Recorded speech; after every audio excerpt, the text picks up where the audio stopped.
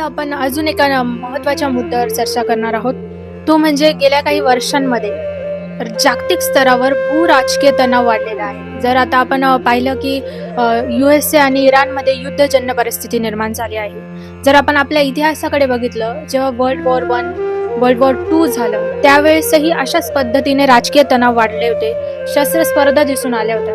तर आपल्याला काय वाटतं की आता वर्ल्ड वॉर 3 होण्याची शक्यता आहे का? महायुद्ध ही जगाला पडलेली एक सर्वात मोठी भीषण समस्या आहे असं मला वाटतं. कोणताही देश असं विचार करू शकत नाही की तिथे महायुद्ध घडावं, किंवा कोणत्याही देशाला असं वाटणार नाही की माझा देश हा महायुद्धाच्या भीषण आगीमध्ये उद्ध्वस्त व्हावा. परंतु पहिलं महायुद्ध पाहिलं, दुसरं महायुद्ध पाहता या दोन्ही महायुद्धामध्ये प्रचंड जीवितहानी झाली, प्रचंड वित्तहानी झाली, करोडो संपत्तीचे नुकसान झाले.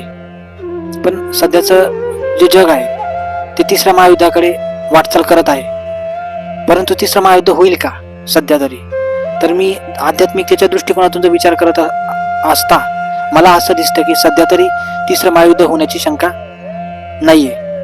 कारण तिसरं महायुद्ध जे आहे ते वित्त कारणांनी होऊ शकतं, ते जीवित कारणांनी होऊ शकतं, ते हवेच्या कारणांनी होऊ शकतं, ते वायूच्या कारणांनी होऊ शकतं असं मला वाटतं, किंवा ते जलाच्या कारणांनी होऊ शकतं असं मला वाटतं. थोडक्यात तिसरं महायुद्ध जरी आता सध्या परिस्थिती तशी नसली तरी शीतयुद्धजन्य परिस्थिती आज उत्पन्न झालेली आहे. शीतयुद्धाची परिस्थिती कायमस्वरूपी राहील असं मला आता तरी निदर्शनास येते. आता तरी शीतयुद्धाची परिस्थिती आहे, परंतु पूर्ण युद्ध होण्यासाठी काही काळ जावा लागेल. तिसऱ्या महायुद्धाची परिस्थिती पूर्णतः होण्यासाठी खूप काळ जावा लागेल.